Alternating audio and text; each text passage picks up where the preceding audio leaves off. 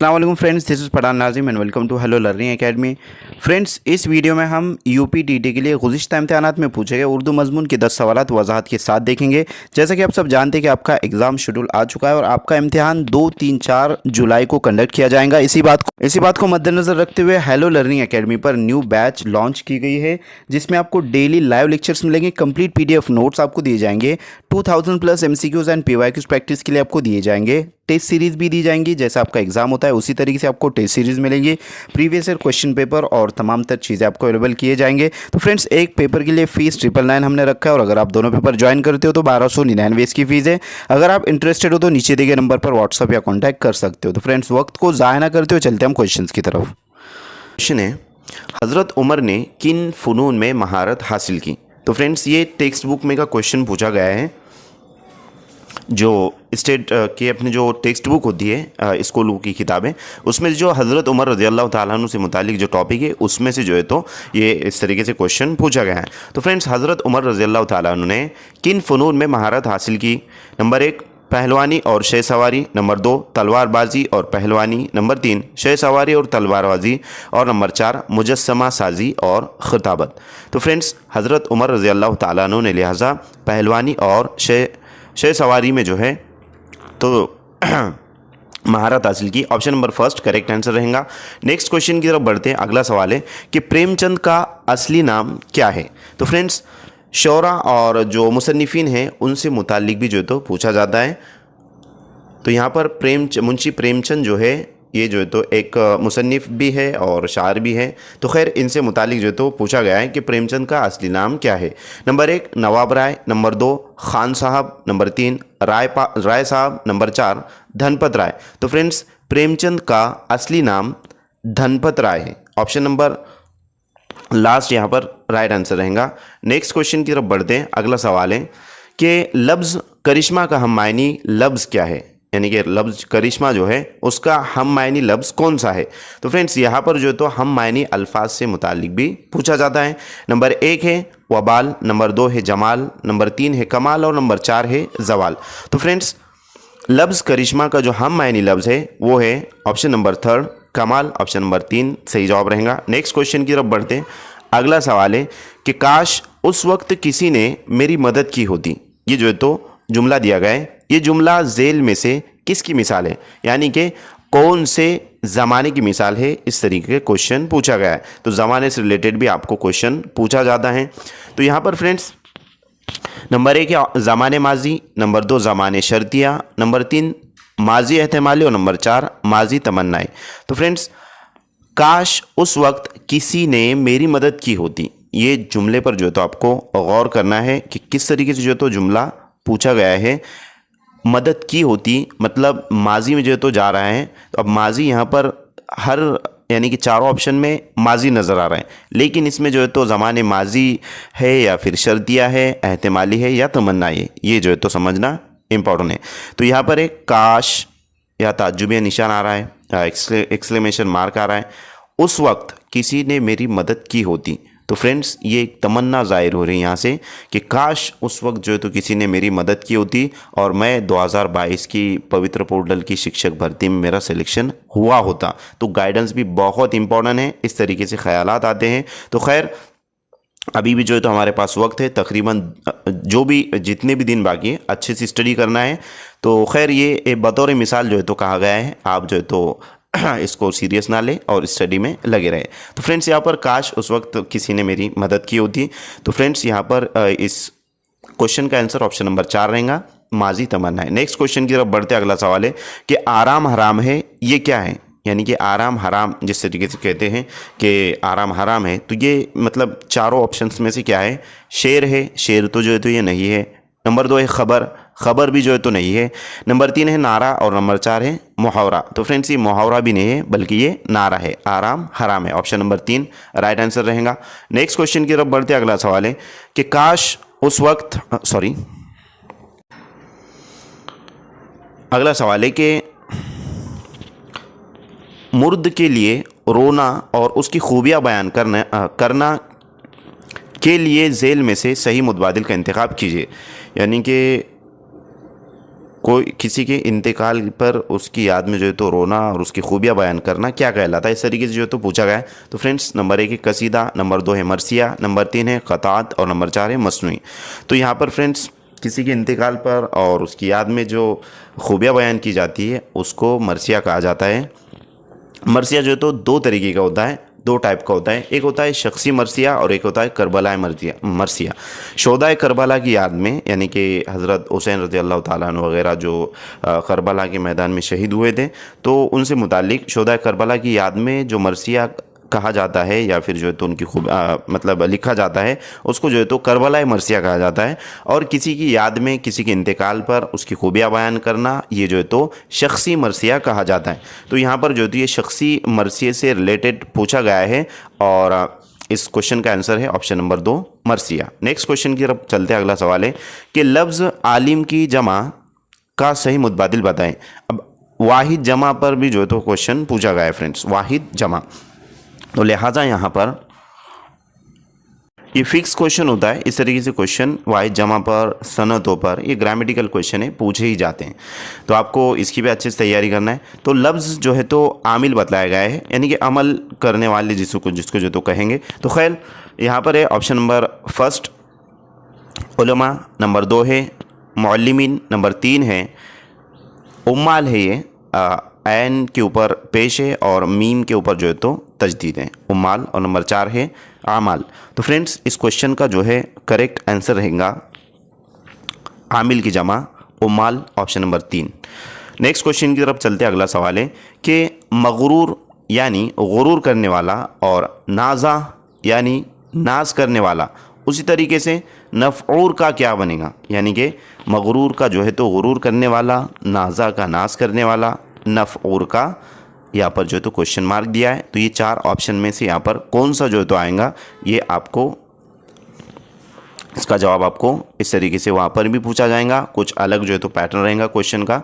Number 1 है इनकार करने वाला, नंबर 2 है नफ़रत करने वाला, नंबर 3 है नफ़ा करने वाला और नंबर 4 है फ़िक्र करने वाला।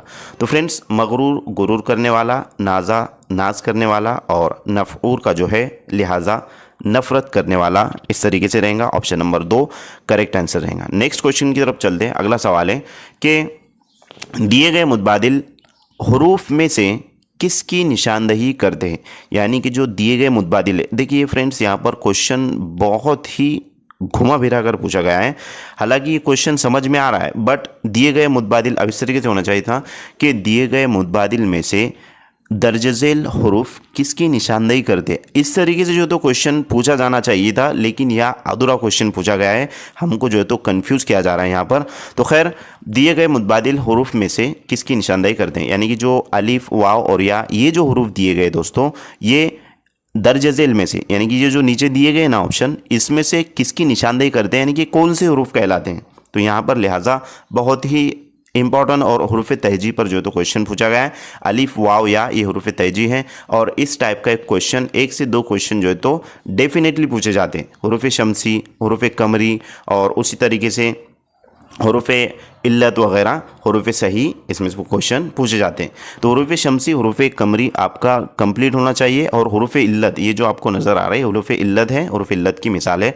ऑप्शन नंबर फर्स्ट है हुरूफ सही। अब हुरूफ सही किसे कहते हैं, तो फ्रेंड्स हुरूफ इल्लत यानी कि अलिफ वाव या को हुरूफ तहजी में जितने भी जो है तो हुरूफ अलिफ वाव या को छोड़कर तमाम जो है तो हुरूफ सही कहलाते हैं और हुरूफ इल्लत लिहाजा अलिफ वाव या को हुरूफ इल्लत कहा जाएगा। उसी तरीके से हुरूफ अत्फ और हुरूफ तहजी, हुरूफ तहजी में जितने भी हुरूफ हैं वो हुरूफ तहजी कहलाते हैं, अलिफ से लेकर या तक।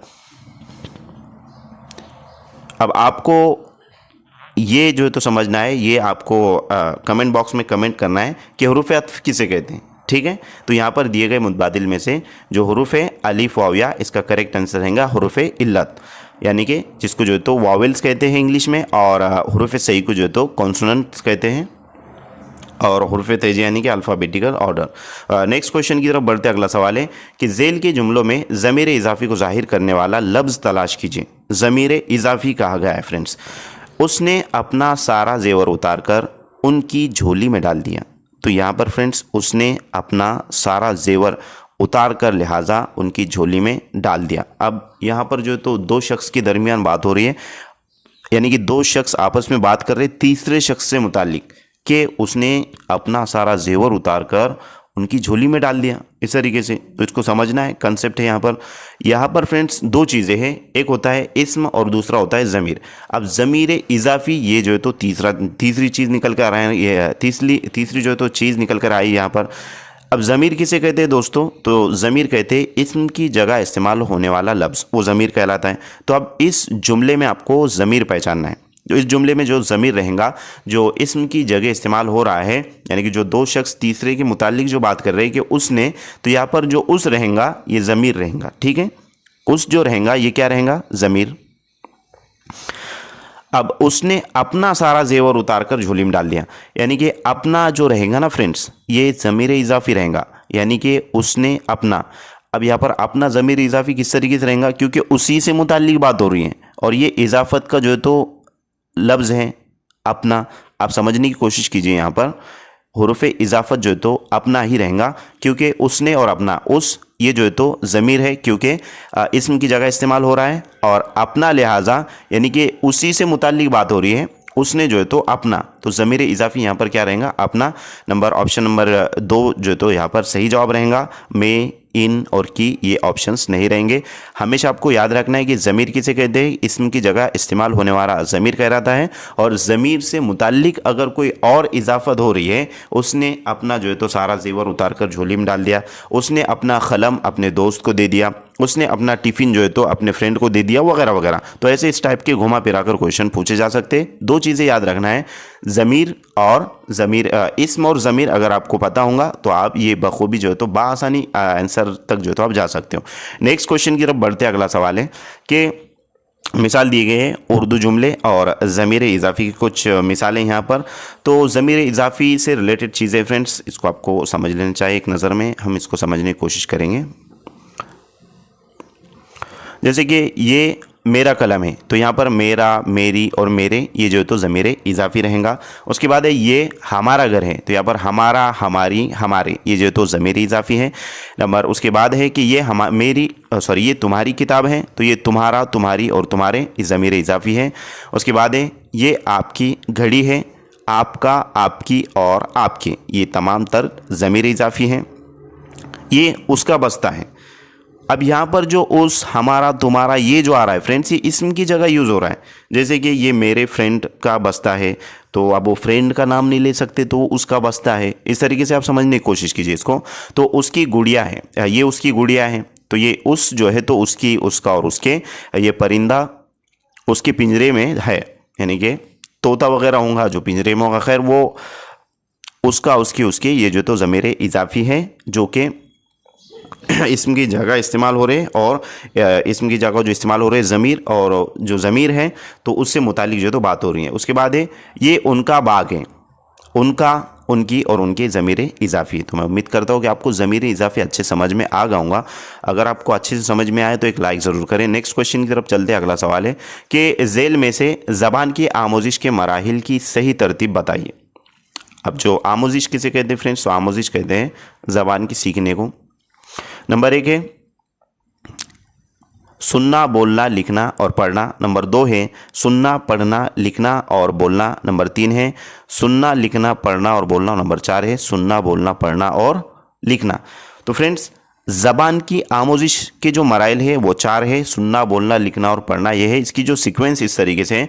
बच्चा जब पैदा होता है घर के माहौल में जो है तो सुनता है, और सुनने के बाद ही जो है तो बोलता है। तो अब सुनना और बोलना ये एक जो है तो कॉम्बिनेशन है। अब सुनना और बोलना ये अच्छे से आपको जहन में रखना है।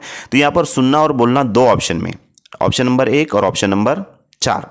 तो अब यहाँ पर ऑप्शन नंबर 2 और 3 कट हो जाएगा। इस तरीके से आपको आंसर तक जाना है।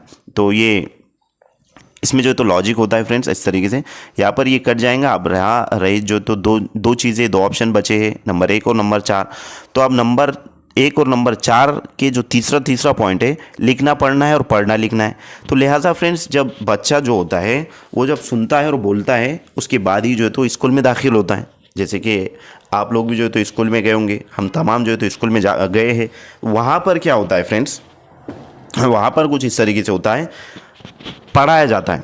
ज़ोर ज़ोर से जो है तो पढ़ाया जाता है, नज़म जो है तो याद कराई जाती है, जिसको जो है तो रोड लर्निंग कहते हैं। बच्चों को जो है तो सुन के बच्चे याद कर लेते हैं। तो यहाँ पर लिहाजा पढ़ना जो रहेगा वो नंबर 3 जो है तो नंबर 4 में जो तीसरा ऑप्शन है पढ़ना, ये रहेगा। क्योंकि बच्चों को जब पढ़ाया जाता है, जब जो है तो वो याद कर लेते हैं उसको सुन करके और उसी तरीके से बोलते हैं, तो ये सीक्वेंस है।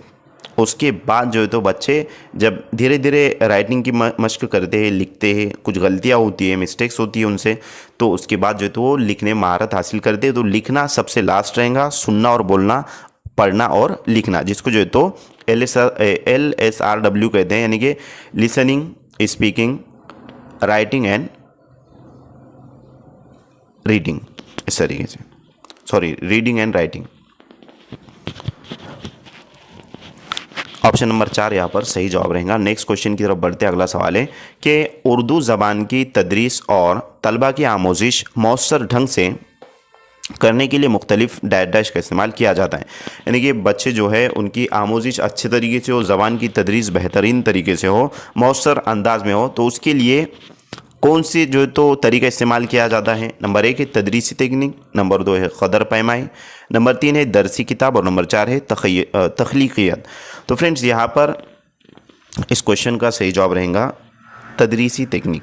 जो टीचिंग मेथड्स है उसको अलग अलग तरीके से जो है तो टीचिंग मेथड यूज़ करके तलबा को जो है तो पढ़ाया जाता है। अगर कोई बच्चे जिनको जो है तो समझ नहीं आ रहा है, सबक का टॉपिक अगर उनको समझ नहीं आ रहा है तो उनके लिए फ्रेंड्स, जैसे कि फॉर एग्जांपल हुरूफ तैजी है, अब हुरूफ तैजी में अलिफ से या तक बच्चों को समझ में नहीं आ रहा है, तो मौलिम क्या करेंगे उस वक्त, मौलिम जो है तो अ से जो है तो अनार की शक्ल बनाएगा और उसमें बच्चों को बताएगा कि बेटे ये क्या है, तो ये अनार है। तो जैसे अ से स्टार्ट हो रहा है तो अ से अनार, इस तरीके से। फिर उसके बाद है धीरे धीरे इसी सीक्वेंस से बच्चों को जो है तो, यानी कि वहाँ पर मौलिम ने क्या किया है, टीचिंग मेथड को चेंज किया है। अलिफ से या तक उसने लिखा, बच्चों को जो है तो समझ में नहीं आया, तो उसने शक्ल के ज़रिए जो है तो, यानी कि टीचिंग कि जो टेक्निक है, तदरीस की जो टेक्निक है वो चेंज किया उसने। तो इस तरीके से फ्रेंड्स, जब बच्चों को अगर समझ में नहीं आ रहा है स्टूडेंट्स को, तो उनको ऐसी मुख्तलिफ तरीके तदरीस यूज़ करके, इस्तेमाल करके जो है तो बच्चों को पढ़ाना समझाना चाहिए। क्योंकि बच्चों का समझना ही बहुत ही इम्पोर्टेंट है और ये तमाम तर चीज़ें जाकर कनेक्ट होती है कंसेप्ट से। बच्चों को कंसेप्ट, यानी कि बच्चों की कंसेप्ट डेवलप करना, ये एक क्या कहेंगे उसको, एक मौलिम की जो है एक ख़ास चीज़ रहेंगी, यानी कि बेहतरीन मौलिम जो है तो वो माना जाएगा। तो फ्रेंड्स, मैं उम्मीद करता हूँ कि आपको तमाम तर क्वेश्चन अच्छे समझ में आ गए होंगे। अगर किसी का कोई क्वेश्चन है, किसी को कोई चीज़ नहीं समझ में आई है या फिर टीटी से मुताल्लिक कोई भी डाउट है, तो ज़रूर आप कमेंट बॉक्स में कमेंट कीजिए। इन क्वेश्चंस की PDF आपको टेलीग्राम चैनल पर अवेलेबल करवाई जाएंगी। टेलीग्राम चैनल की लिंक डिस्क्रिप्शन बॉक्स में दी गई, वहाँ से जाकर के आप इसको डाउनलोड कर सकते हो और एक बार जो तो आप नज़रसानी कर सकते हो। वीडियो अच्छा लगे तो एक लाइक ज़रूर करें, अपने फ्रेंड सर्कल में ज़्यादा से ज़्यादा इस वीडियो को शेयर करें। मिलते हैं नेक्स्ट टाइम नेक्स्ट वीडियो में। Thank you for watching and listening my video. Thank you very much Indeed for your cooperation and have a nice day.